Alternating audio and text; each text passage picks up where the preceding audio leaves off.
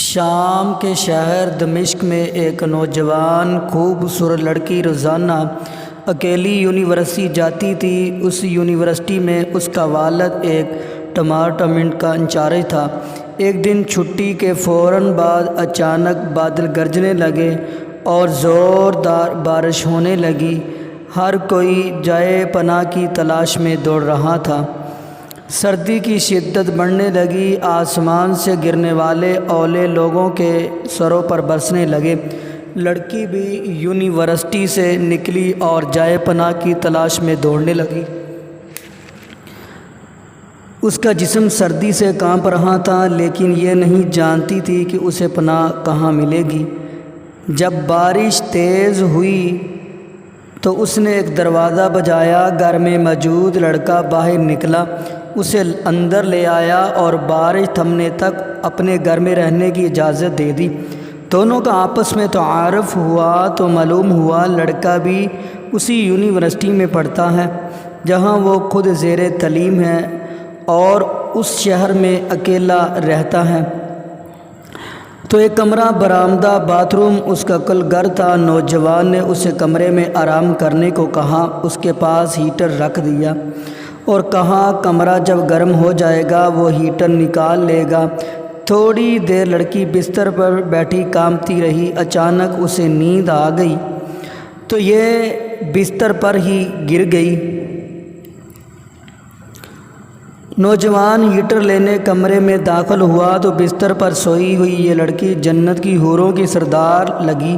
وہ ہیٹر لیتے ہی فوراً کمرے سے باہر نکل گیا، لیکن شیطان جو کہ اسے گمراہ کرنے کے موقع کی تلاش میں تھا اسے وسوسے دینے لگا۔ اس کے ذہن میں لڑکی کی تصویر خوبصورت بنا کر دکھانے لگا۔ تھوڑی دیر میں لڑکی کی آنکھ کھل گئی۔ جب اس نے اپنے آپ کو بستر پر لیٹا ہوا پایا تو بڑبڑا کر اٹھ گئی اور گھبراہٹ کے عالم میں بے تحاشا باہر کی طرف دوڑنے لگی۔ اس نے برآمدے میں اسی نوجوان کو بے ہوش پایا۔ وہ انتہائی گھبراہٹ کے عالم میں گھر کی طرف دوڑنے لگی اور پیچھے مڑ کر بھی نہ دیکھا، یہاں تک اپنے گھر پہنچ کر باپ کی گود میں سر رکھ دیا، جو کہ پوری رات اس شہر کے ہر کونے میں تلاش کرتا رہا تھا۔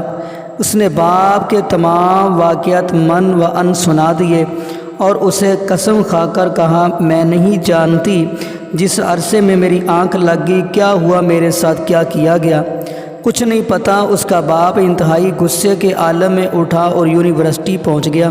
اس دن غیر حاضر ہونے والے طلباء کے بارے میں پوچھا تو پتہ لگا ایک لڑکا شہر سے باہر گیا ہے اور ایک بیمار ہے، اسپتال میں داخل ہے۔ باپ اسپتال پہنچ گیا تاکہ اس نوجوان کو تلاش کرے اور اس سے اپنی بیٹی کا انتقام لے لے۔ اسپتال میں اس کی تلاش کے بعد جب اس کے کمرے میں پہنچا تو اسے اس حالت میں پایا کہ اس کے دونوں ہاتھوں کی انگلیاں پٹیوں سے باندھی ہوئی تھی۔ اس نے ڈاکٹر سے اس مریض کے بارے میں پوچھا تو ڈاکٹر نے بتایا جب یہ ہمارے پاس لایا گیا تو اس کے دونوں ہاتھ جلے ہوئے تھے۔ باپ نے نوجوان سے کہا، تمہیں اللہ کی قسم ہے مجھے بتاؤ تمہیں کیا ہوا ہے؟ باپ نے اپنا تعارف نہیں کروایا۔ وہ بولا، ایک لڑکی کل رات بارش سے بچتی ہوئی میرے پاس پناہ لینے کے لیے آئی، میں نے اسے اپنے کمرے میں پناہ تو دے دی، تو جب بھی شیطان مجھے برائی پر اکساتا میں اپنی انگلی آگ میں جلاتا تاکہ جہنم کی آگ اور اس کے عذاب کو یاد کروں اور اپنے نفس کو برائی سے باز رکھ سکوں، یہاں تک کہ میری ساری انگلیاں جل گئیں اور میں بے ہوش ہو گیا۔ مجھے نہیں پتا کہ میں ہسپتال کے اندر کیسے پہنچا۔ تو یہ باتیں سن کر باپ بہت حیران ہوا، بلند آواز سے چلایا، اے لوگو گواہ رہو، میں نے اس پاک سیرت لڑکے سے اپنی بیٹی کا نکاح کر دیا ہے۔ سبحان اللہ، یہ ہے اللہ سے ڈرنے والوں کا ذکر۔ اگر اللہ کا خوف نہ ہوتا تو اس لڑکی کی عزت محفوظ نہ رہ سکتی۔